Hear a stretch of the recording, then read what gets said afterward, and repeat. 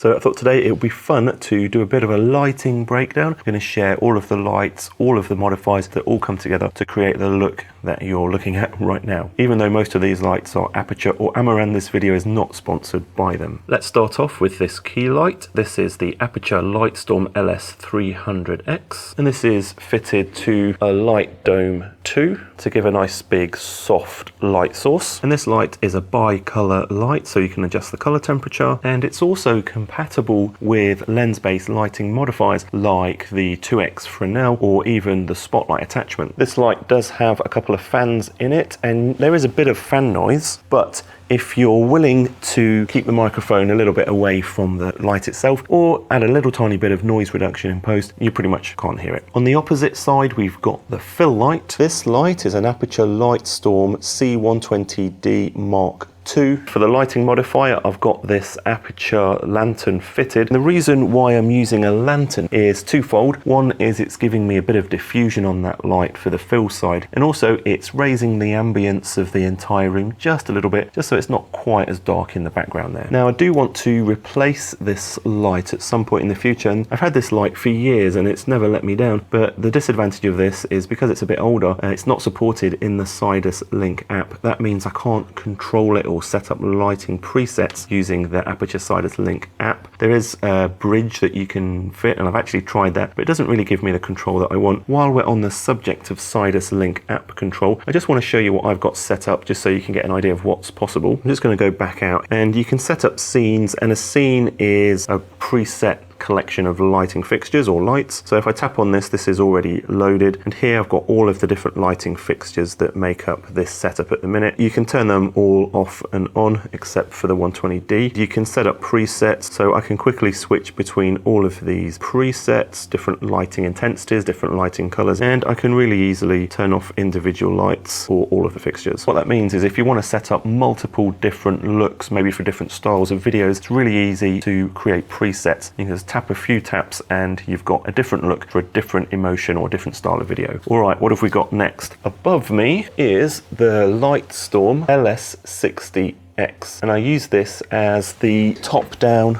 or the rim light or the hair light, whatever you want to call it, that's shining above me. Now I'll just show you what this looks like with and without this off. You see the light on my shoulder there kind of goes down, turn it back on, and you get a bit of light on the hair there. So this light is really cool actually. It comes with these 8-leaf barn doors which you can use to shape the light, and I'm just got it set up at a minute so that there's not too much spill on the whole desk. And this light was also kind of unique because it features a focus control, so you can have a wide beam or a narrow beam. I've actually done a whole video dedicated to that light, which I'll link to. Real quick, before we get to the next light, I just wanted to mention my 52 Laws of Video ebook, 52 ways where you can level up your videos, and it's one way you can help support this channel. Check out the first link in this video's description. All right, on to this little light here. This little thing is an Aputure MC, and it comes with this softbox attachment, but this is what it looks like naked, if you will. This is a mini LED full color control light. Currently it's set to this blue color. It's also Sidus Link compatible, so you can fully program this light from the Sidus Link app. This thing is super small, it's got a long battery life, and it's super useful for loads of different things. For example, if I was shooting B-roll